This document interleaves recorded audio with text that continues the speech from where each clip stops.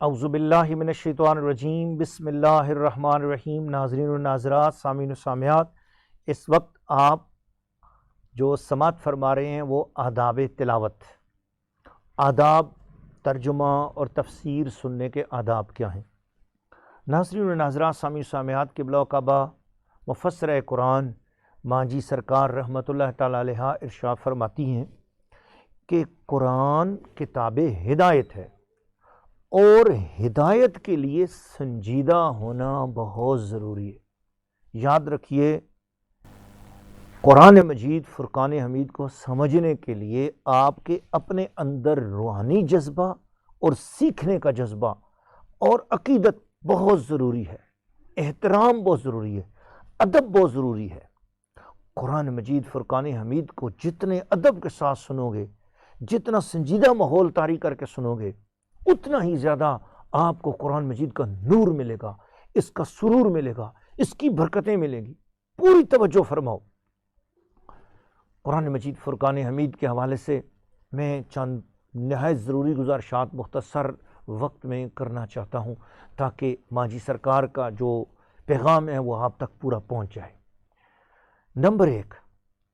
قرآن مجید فرقان حمید کے بارے میں اللہ پاک کا حکم ہے، وَرَتِّلِ الْقُرْآنَ تَرْتِیلًا، قرآن کو ٹھہر ٹھہر کر پڑھو، آرام آرام سے اس پہ غور کر کے سمجھ کر پڑھو۔ دوسرے مقام پہ اللہ نے فرمایا کہ ایمان والوں کی نشانی یہ ہے، لَمْ يَخِرُّوا عَلَيْهَا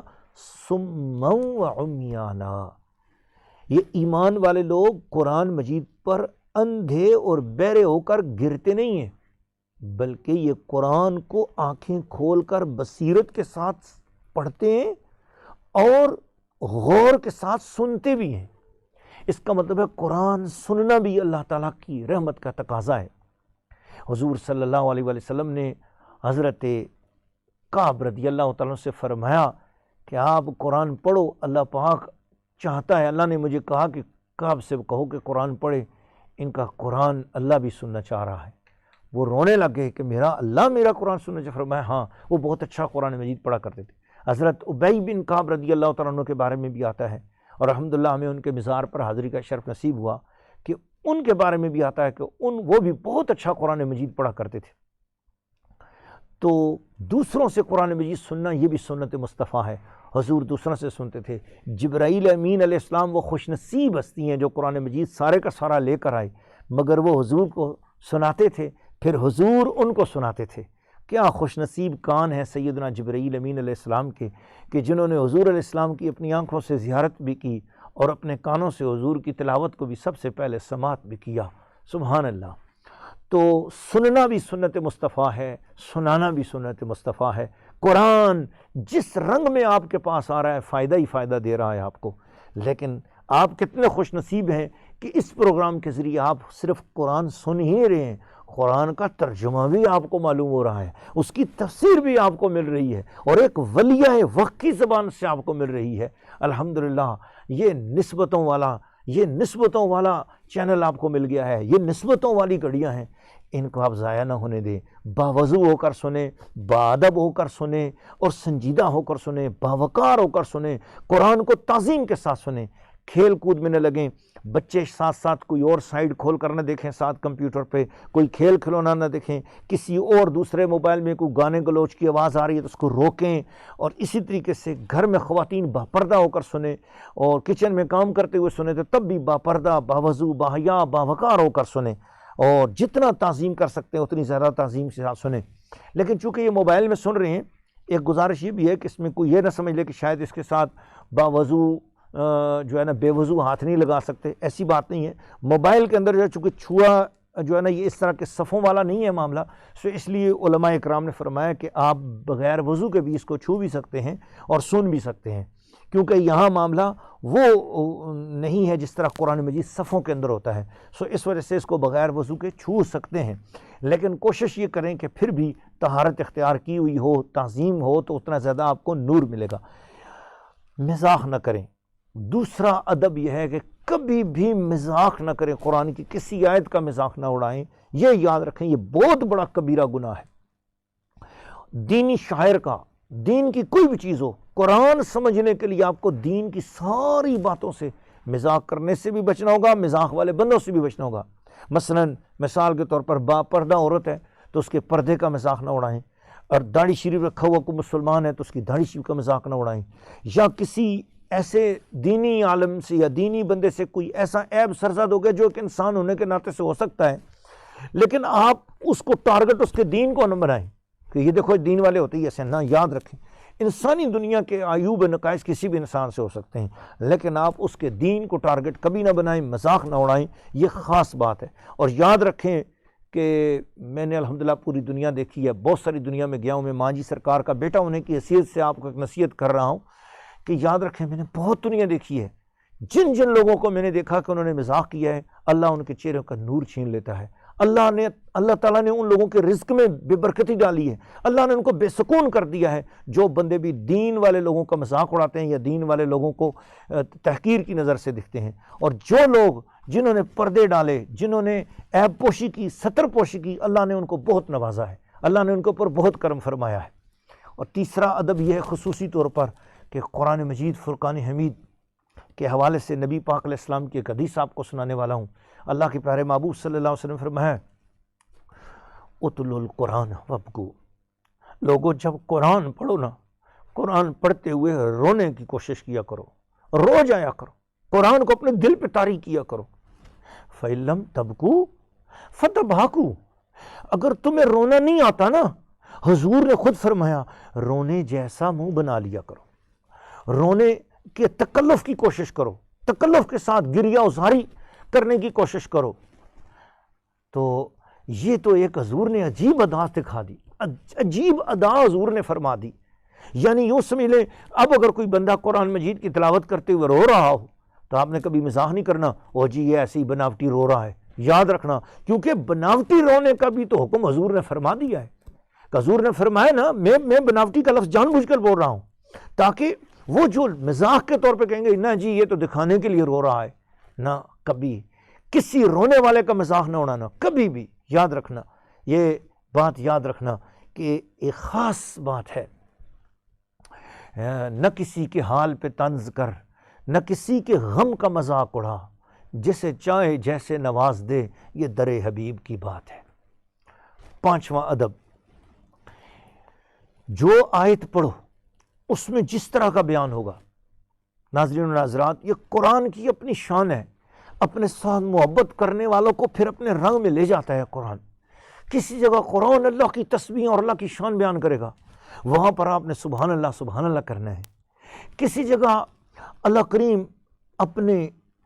عذاب کی باتیں کرے گا، جب اللہ تعالیٰ کے عذاب کی باتیں آئیں گی تو آپ نے وہاں پر ڈرنا ہے، استغفار کا اظہار کرنا ہے، رونا ہے۔ اور کہیں اللہ کے انعامات کا ذکر آئے گا تو وہاں پر آپ نے دعا کرنی ہے اللہ ہمیں بھی عطا فرما۔ یعنی یوں سمجھ لیں کہ جیسے کہیں سجدے کی آیت آئے تو آپ نے سجدہ تلاوت کر لینا ہے فوراً، اور اگر ٹائم نہ ہو سجدہ تلاوت کا تو دوسرے ٹائم میں سجدہ تلاوت کرنا ہے، مگر سجدہ تلاوت ضرور کیا کریں۔ تلاوت شروع کرنے سے پہلے اللہ نے فرمایا فَإِذَا قَرَأْتَ الْقُرْآنَ، جب تو قرآن کو پڑھنا شروع کرے، فَاسْتَعِذْ بِاللَّهِ مِنَ الشَّيْطَانِ الرَّجِيمِ، تو پھر سب سے پہلے اللہ تعالیٰ کی پناہ اور اللہ تعالیٰ کی حفاظت حاصل کر لے ہر قسم کے شیطان مردود سے بچ کر۔ اس کا مطلب یہ کہ اللہ و لعب کے ماحول سے ہٹ جا، مطلب ہے میرے کہنے کا مقصد یہ ہے کہ ایسی پلیت جگہ یا ایسی گندی جگہ جہاں شیطانی چیزیں ہوں وہاں قرآن مجید پڑھنا حرام ہے۔ بے ادبی والی جگہ پر، مطلب واش روم میں قرآن مجید پڑھنا حرام ہے، استغفر اللہ العظیم، اللہ تعالیٰ بچائے۔ گندی جگہ پر، جانوروں کے ایسی کوئی جگہ ہو وہاں پر بھی قرآن پاک پڑھنے سے بچو، جہاں بدبودار جگہ ہو، خوشبودار ماحول ہو، خوشبودار جگہ ہو، باوقار جگہ ہو، اور جہاں لہو و لعب ہو، گانے باجے ہوں، وہاں پر بھی قرآن پاک مت پڑھو، سائڈ پہ ہو جاؤ، تعظیم کرو۔ اور جان بوجھ کے ایسے لوگوں کو قرآن مجید مت سناؤ کہ جو آگے سے قرآن مجید کی بے ادبی کریں یا گستاخی کریں، بلکہ چپ کرو، جس وقت وہ اس چیز کو چھوڑ دیں اور بالکل خاموش ہو جائیں، جب متوجہ ہوں تب ان کو قرآن پاک سناؤ تاکہ وہ قرآن پاک کی بے ادبی نہ کریں، قرآن پاک کا ادب کریں، قرآن مجید کو سمجھنے کے لیے ان کے دماغ میں جگہ ہو۔ تو قرآن مجید فرقان حمید کا اگلا ادب یہ ہے کہ قرآن مجید کو خوبصورت آواز کے ساتھ سجا کے پڑھو، حضور نے فرمایا زین القرآن باصواتکم، قرآن مجید کو اپنی جیسی اللہ نے آپ کو آواز بخشی ہے اپنی اس آواز کے ساتھ مزین کر کے سجا کے پڑھو۔ میں نے قرآن مجید فرقان حمید سن 2012 میں ریکارڈ کروایا تھا، کنز الایمان شریف اعلیٰ حضرت کا ترجمہ اور اس کی تفسیر، اور اس وقت میں نے الحمدللہ عربیوں کے لہجے میں قرآن مجید ریکارڈ کیا تھا، لیکن اب میں الحمدللہ سادہ لہجے میں، تاکہ عام پبلک ماجی سرکار کے حکم کے مطابق عام پبلک جو ہے نا جس طرح پڑھ سکے، میں نے آرام سے سادہ لہجے میں انشاءاللہ ریکارڈ کراؤں گا تاکہ لوگ بھی اس طرح پڑھ سکیں اور قرآن مجید آسانی کے ساتھ جو ہے نا ان کی زبانوں پر چڑھ سکے۔ وہ ذرا زیادہ مخارج کے ساتھ یا زیادہ قرات کے ساتھ قرآن مجید پڑھا جائے نا تو عام آدمی ڈر جاتا ہے، وہ سمجھتا ہے کہ جی پتہ نہیں میں پڑھ سکتا ہوں کہ نہیں پڑھ سکتا، میں تو اس طرح کی طرز اختیار نہیں کر سکتا، اس لیے میں کوشش کروں گا کہ سادے انداز میں پڑھ سکوں تاکہ سننے والے لوگوں کو اس سے زیادہ نفع مل سکے۔ ناظرین و ناظرات، سامعین و سامعات، قرآن مجید فرقان حمید کے حوالے سے اللہ کے پیارے محبوب کی ایک اور حدیث شریف سن لیں۔ حضور نے ارشاد فرمایا لیس منا من لم یتغن بالقرآن، جس شخص نے سونے انداز میں خوش الحانی سے قرآن مجید نہیں پڑھا اس کا ہم سے تعلق نہیں ہے۔ اس کا مطلب ہے قرآن مجید کو ذرا ترنم کے ساتھ، ذرا پیار کے ساتھ اور محبت کے ساتھ پڑھنا چاہیے، اس کے لفظوں پہ غور کر کے، یعنی مزہ لے کر، ان کے لفظوں کو بوجھ سمجھ کر نہ پڑھو، ان کے لفظوں کو مزہ لے کر پڑھو۔ جیسے آپ کو کوئی بہت پیاری کوئی چیز، کوئی کلام پیارا لگتا ہے تو آپ کی زبان پہ جاری ہوتا ہے تو آپ اس کو بڑا مزہ لیتے ہو، تو گویا اللہ تعالیٰ بھی یہ چاہتا ہے کہ اللہ کے محبوب بھی یہ چاہتے ہیں کہ اللہ کے قرآن کا مزہ لو، اس کو مزے کے ساتھ پڑھو، سکون کے ساتھ پڑھو، مزے لو، جیسے الحمدللہ رب العالمین الرحمن الرحیم، جھوم جاؤ۔ حضور علیہ السلام قرآن مجید پڑھتے ہوئے اس طرح جھومتے تھے، سنتے ہوئے اس طرح جھومتے تھے کہ حدیث شریف میں آتا ہے کہ جیسے ہوا چلنے سے گلاب کے پھولوں والی ٹہنی جھوم جاتی ہے۔ سبحان اللہ۔ ناظرین و ناظرات، سامعین و سامعات، پڑھنے والے کا دل دماغ اس کتاب مقدس کی عظمت اور اس کے نازل فرمانے والے کی عظمت سے لبریز ہو، اسے معلوم ہو کہ یہ کوئی معمولی کتاب نہیں پڑھ رہا ہے، یہ کسی انسان کی تصنیف کو نہیں پڑھ رہا ہے، بلکہ یہ خالق جن و بشر، مالک بحر و بر، رب السماوات والارض، احکم الحاکمین کا کلام موجز نظام، جو اس نے عذرائے بندہ پروری اپنے بندوں کی ہدایت کے لیے اپنے محبوب و برگزیدہ بندے خاتم الانبیاء والمرسلین رحمت للعالمین محمد الرسول اللہ صلی اللہ علیہ وآلہ وسلم کے قلب منیر پر نازل کیا ہے۔ وہ عظیم الشان کتاب سے عام کتاب کبھی نہ سمجھنا، یہ کتاب زندہ ہے، یہ کتاب مردوں کو بھی زندہ کرتی ہے، یہ کتاب گناہوں کو دور کرتی ہے، یہ کتاب غموں سے نجات دیتی ہے، یہ کتاب حاجتیں پوری کراتی ہے، یہ کتاب بیماریاں دور کرتی ہے، یہ کتاب مرشد ہے، یہ پیروں کی پیر ہے، یہ ولیوں سے ولی ہے، یہ بزرگوں سے بڑی بزرگ ہے۔ قسم بخدا نبی پاک دنیا سے جا رہے تھے، اس وقت صحابہ نے عرض کی یا رسول اللہ ہمارے لیے کیا چھوڑ کے جا رہے ہیں، آپ جا رہے ہیں بار بار جانے کی باتیں کرتے ہیں۔ رسول اللہ نے فرمایا ترکت فیکم الثقلین، میں تمہارے درمیان دو بڑی عزت والی چیزیں چھوڑ کے جا رہا ہوں، تمسکتم بہما، تم نے اگر اپنے آپ کو زور سے ان کے ساتھ جوڑ لیا، تم نے ان کے ساتھ اپنے آپ کو جوڑنا ہے، یہ آپ سے جڑے نہ جڑے، تم نے جوڑنا ہے اپنے آپ کو ان کے ساتھ، تم نے آگے کوشش کر کے ان دونوں کے ساتھ اپنے آپ کو جوڑنا ہے۔ لن تضلوا بعدی، تم کبھی بھی نہیں گمراہ ہو سکو گے۔ یا رسول اللہ کون ہے؟ فرمایا کتاب اللہ و عترتی اہل بیتی، ایک اللہ کی کتاب ہے اور دوسری میری فاطمہ زہرا کی حسنی حسینی اولاد ہے۔ حضور علیہ السلام نے سادات کرام دیے، آپ کتنے خوش نصیب ہیں، ایک سید زادی آل رسول کی لکھی ہوئی تفسیر بھی آپ سن رہے ہیں اور قرآن سن رہے ہیں، گویا قرآن اور سید دونوں ہی آپ کے پاس ہیں اس وقت، ایک آل رسول سنا رہا ہے اور آپ سن رہے ہو اور قرآن سنا رہا ہے، گویا آپ کو دونوں کا دامن نصیب ہو گیا، اس سی ڈی کے ذریعے، اس ویڈیو کے ذریعے، اس واٹس ایپ کے ذریعے، اس یوٹیوب کے ذریعے، اس ٹویٹر کے ذریعے، سوشل میڈیا کے ذریعے۔ ناظرین و ناظرہ، آپ خوش نصیب ہو، اپنی خوش نصیبی پہ نازاں ہو جاؤ، اپنے آپ پہ ناز کرو کہ اللہ نے آپ آل رسول کو قرآن کے ذریعے آپ کے ساتھ جوڑ دیا اور آپ کو اس میڈیا کے ذریعے آل رسول اور قرآن کے ساتھ جوڑ دیا۔ خوشی مناؤ اس پر اور بڑی توجہ کے ساتھ میری درخواست ہے کہ آپ روزانہ 2 رکوع لازمی سنا کرو، 2 رکوعوں کے لیے ٹائم نکال لیا کرو۔ بیچ میں کچھ بڑے بڑے رکوع آیا کریں گے، لیکن آپ کوشش کرو کہ 2، ایک صبح سن لیا، ایک شام کو سن لیا۔ انشاءاللہ میں مانجی سرکار کی تفسیر کو آپ کے لیے بہت مختصر کر کے عام لوگوں کے سمجھانے کے اعتبار سے انشاءاللہ آپ کے سامنے پیش کیا کروں گا، بلکہ جو تفسیریں مانجی سرکار نے لمبی لمبی بیان کی ہیں میں کوشش کروں گا ان کو بھی مختصر کر کے آپ کے سامنے پیش کروں، تاکہ جلد سے جلد قرآن پاک آپ کو سمجھ آئے اور آپ اگلے حصے تک جا سکیں انشاءاللہ۔ تمام وسوسوں اندیشوں کو اپنے اندر سے دور کریں، یکسوئی قلب حاضر ہو، دماغ میں آپ کے اور خیالات چل رہے ہیں اور آپ قرآن مجید بھی پڑھ رہے ہو تو یہ بے ادبی ہے۔ قرآن کی خاطر سارے خیالوں کو پیچھے کرو۔ اور مجھے ایک یاد ہے، ساؤتھ افریقہ میں تھا تو ایک شخص نے مجھ سے پوچھا کہ پیر صاحب قرآن مجید پڑھتے ہوئے بھی مفتی صاحب مجھے جو ہے نا وسوسے بہت آتے، میں کیا کروں؟ میں نے اس کو کہا کہ آپ اپنے بائیں جانب رخ کر کے ایسے بائیں جانب دیکھو اور اپنے بائیں جانب دیکھ کر 3 مرتبہ پڑھو لا حول ولا قوت الا باللہ العلی العظیم، پھر اس کے بعد تھتکارو ایسے۔ تو میں نے کہا بس اس کے بعد آپ اپنے ہاتھ پہ دم کرو، پورے بدن پہ ہاتھ پھیرو، پھر آپ دیکھنا آپ کے دل میں کوئی وسوسہ بھی نہیں ہوگا۔ تو اس نے کہا ٹھیک ہے میں اس طرح کروں گا۔ چنانچہ 3-4 دن اس طرح کرتا رہا، پھر آیا کہنے لگا جی ابھی بھی وسوسے دور نہیں ہوئے۔ میں نے کہا ایک اور کام کرو، کہنے لگا جی میں نے کہا لگتا ہے کہ زندگی میں آپ نے قرآن مجید کے ساتھ کوئی مذاق کیا تھا، کیونکہ لا حول ولا قوت الا باللہ العلی العظیم حضور صلی اللہ علیہ وسلم نے فرمایا کہ اللہ نے 100 بیماریاں بنائی ہیں، ان 100 بیماریوں میں سے 99 قسم کی بیماریوں کا علاج لا حول ولا قوت الا باللہ العلی العظیم میں۔ اور حضور نے ارشاد فرمایا جس میں سے ایک چیز جو ہے نا ہم اور غم بھی ہے، یہ وسوسہ ہم اور غم کی چیز ہے، تو یہ وسوسہ بھی اسی کی برکت سے دور ہوتا ہے اور آپ کا نہیں ہوا، اس کا مطلب ہے آپ نے زندگی میں کوئی قرآن مجید کی بارگاہ میں بے ادبی یا مذاق کیا ہوگا۔ تو آپ اس طرح کرو، پہلے 2 نفل معافی کے مانگ لو، 2 نفل معافی کے پڑھو اور دعا کرو کہ اللہ مجھ سے غلطی ہوئی، کبھی بھی قرآن مجید کی بارگاہ میں بے ادبی ہوئی تو مجھے پہلے معاف کر دے، تاکہ میرے لیے اس کے ہدایت کو روک نہیں یا اللہ، میں اب معافی مانگتا ہوں، میں قرآن مجید یا اللہ مرشدوں کا مرشد ہے، میں اس کا مرید ہوتا ہوں، میں اس سے معافی مانگتا ہوں۔ یہی حال عورتوں کا ہے، مردوں کا، میں درخواست کرتا ہوں منتیں کرو قرآن مجید کی، منتیں کرو، چومو، آگے بڑھ کر اسے گلے سے لگاؤ، اس سے پیار کرو، یہ قرآن تمہارا ہاتھ ایک مرتبہ تھام لے گا، جنت میں پہنچانے تک نہیں چھوڑے گا انشاءاللہ، سبحان اللہ۔ تو چنانچہ اس شخص نے پھر اسی طرح کیا، 2 کے بجائے وہ بیچارہ گیا، جا کر اس نے جناب علی 12 نفل پڑھے اور روتا رہا، کہتا ہے قرآن مجھے معاف کر دے، کوئی زندگی میں غلطی ہوئی ہو تو مجھے معاف کر دے، میں نے کبھی جان بوجھ کے انجانے میں بے ادبی کی، مجھے معاف کر دے۔ پھر ہوا یہ